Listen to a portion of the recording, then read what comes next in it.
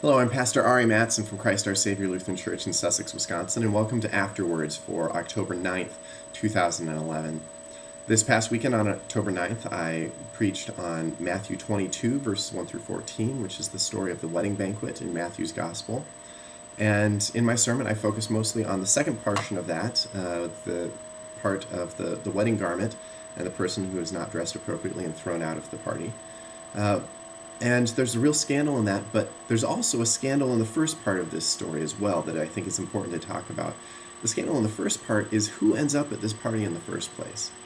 Obviously, the big part of this story is the fact that the king's servants go out and they gather everyone from the streets, every person they can find, to come and be a part of this wedding banquet, to come and enjoy this party and to receive, to be a part of it.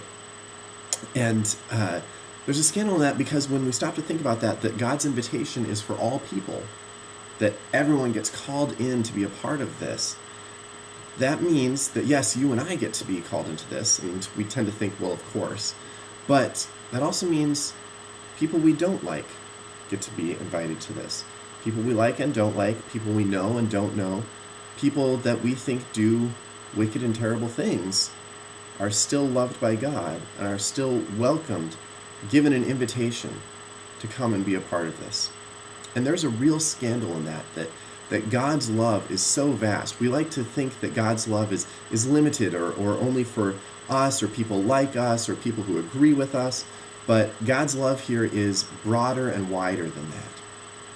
I think all this gets to a question that I'm asked fairly frequently, which is, Jesus tells me to love my enemies, but how am I supposed to do that? How is that fair when they do evil things to me or to other people?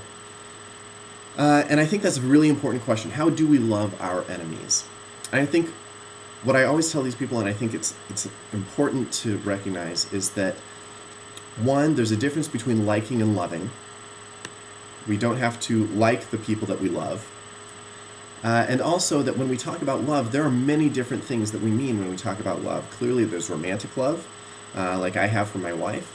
There's the love that I have for my children. There's the love that I have for my friends. There's the love that I have for my favorite foods. And these are all different kinds of love, even though we call all of them love. But all of them are very different things.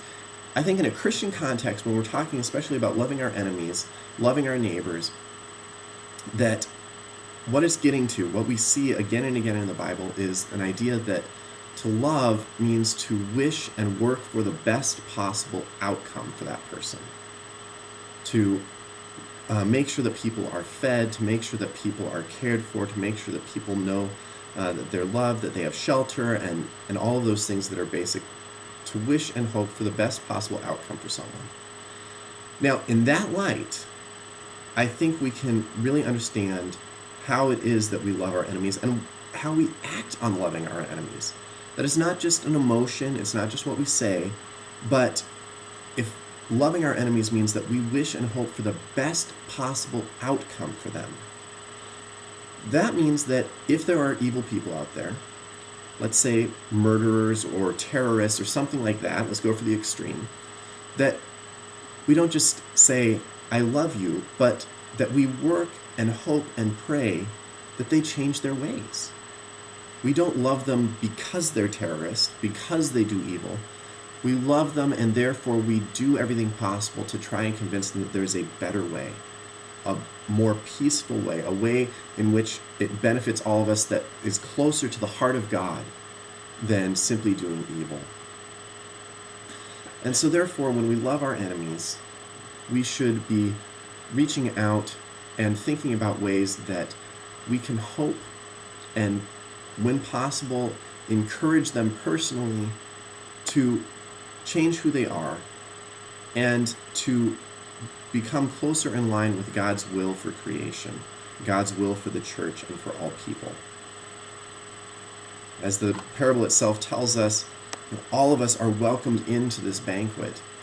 But then there's that question of, are we going to take it seriously, and are we going to dress appropriately? By loving our enemies, we encourage them to dress appropriately for this amazing and wonderful banquet to which we've all been called.